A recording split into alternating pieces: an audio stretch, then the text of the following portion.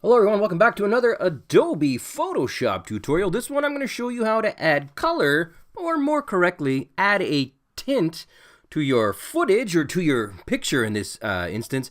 And I'm going to show you how to do that doing two methods. They're both quite good. You'll see here this is a black and white image, and basically we're going to go and make a filter on this bad boy, but instead of using those built-in filters that Instagram and all that has, we're going to do it the old-fashioned way. You can also have a little bit more accuracy this way, right? You can get the look you're going for. So let's just dig right in. First step, I've opened up a basic image here. Stay focused, black and white, as you can see. You guys want to follow along with the exact image. The link will be in the description. The next step here is we're going to go ahead and add color using a hue and saturation layer. So let's just go down here and presto, we're going to do an adjustment layer. Well, that's a little bit more accurate. We're going to create a new adjustment layer, hue and saturation. Make sure you are clicked on your layer, left click on this bad boy down here, and then go to hue and saturation. Now, like I said, we want to add color, and when you look at this, there is no color applied. Please do not panic. You need to push the colorize little checkbox here, and bang, we have an automatic color applied. Now, unless you're doing a horror movie, or unless blue's your color, you know, maybe you don't want to go with blue. Maybe you want to go with an old school look. Maybe you want to go with like a yellowy tinted sepia type look. So you guys can adjust the hue up here. And as you see, as I go left to right, you're going to get, you know, the blue all the way down to the old yellowy faded look. Now, there are a couple other things I want to show you here. Let's just go with yellow for a bit here because it's a bit easier.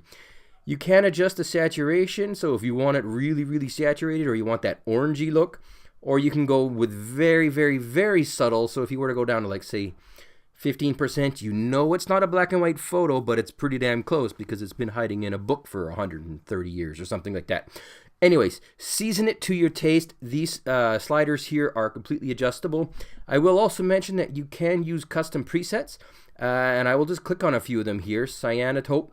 They automatically apply the preset. So you'll see here that the colorize is selected for cyanotaupe, but if I go down to, let's see, sepia. Okay, sepia is, okay, well, maybe all of these are. No, yellow boost. I knew there was one that wasn't. Yellow boost, for example, is not. So you'll kind of have to click colorize, and then you'll notice that it kind of, you know, it throws off the slider. So again, guys, just something to keep in mind.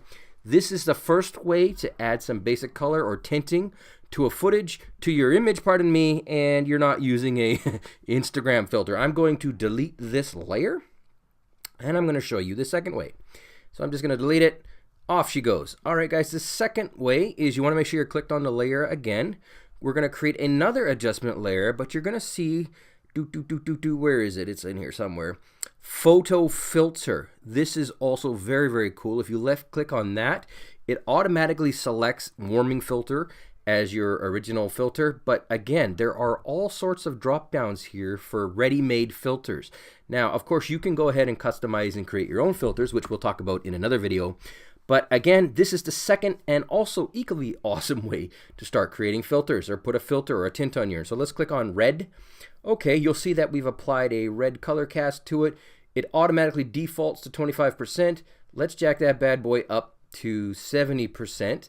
That is pretty red. I'm going to unclick preserve luminosity because that basically affects the level of white in the image. So in this case, it's got a completely different, HubSpot. It's got a completely different white balance and a different color there. So again, guys, do as you see fit. This is just two really, really quick ways to start adding in some color. Ooh, that's pretty dense.